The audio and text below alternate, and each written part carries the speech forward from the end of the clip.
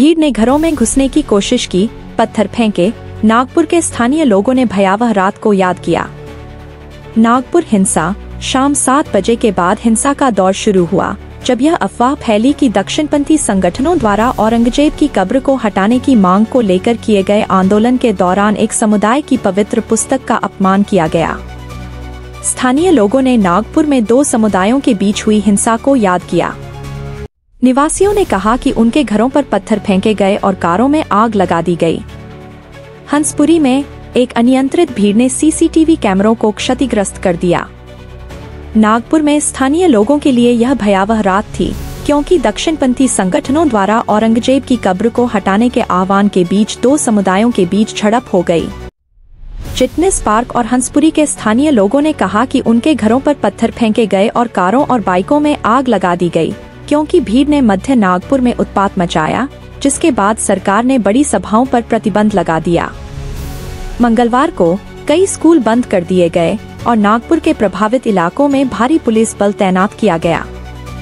हिंसा का दौर शाम 7 बजे के बाद शुरू हुआ, जब अफवाह फैली कि विश्व हिंदू परिषद (वीएचपी) और बजरंग दल द्वारा औरंगजेब की कब्र को हटाने की मांग को लेकर किए गए आंदोलन के दौरान एक समुदाय की पवित्र पुस्तक का अपमान किया गया। इस घटना में कई पुलिसकर्मियों सहित 30 से अधिक लोग घायल हो गए। चिटनिस पार्क के निवासियों ने पीटीआई को बताया कि भीड़ उनके इलाके में घुस आई और उनके घरों पर पत्थर फेंकने लगी, खिड़कियों के शीशे और वाटर कूलर तोड़ने लगी। गलियों में खड़ी कई कारों और बाइकों में तोड़फोड़ की गई और आग लगा दी गई। स्थिति सामान्य होने के बाद निवासियों ने आग बुझाने के लिए खुद ही पानी का इंतजाम किया।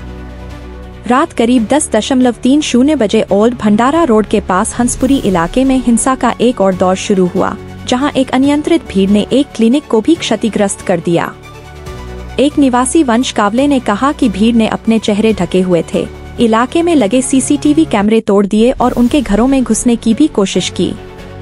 एक अन्य स्थानीय निवासी ने कहा कि भीड़ एक मेडिकल सुविधा में भी घुस गई और टेबल तोड़ दी और दवाइयों को नुकसान पहुंचाया। एक अन्य निवासी शरद गुप्ता, 50, ने बताया कि उनके घर के सामने खड़े सभी 4 दोपहिया वाहनों में आग लगा दी गई और उनके इलाके में घरों पर बड़े बड़े पत्थर फेंके गए। हमले में घायल हुए गुप्ता ने बताया कि हिंसा रात 10:30 बजे से 11:30 बजे के बीच करीब 1 घंटे तक चली। महाराष्ट्र के मुख्यमंत्री देवेंद्र फडणवीस ने विधानसभा में बोलते हुए कहा कि हिंसा एक सुनियोजित साजिश थी।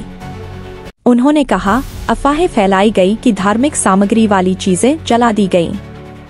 यह एक सुनियोजित हमला लगता है।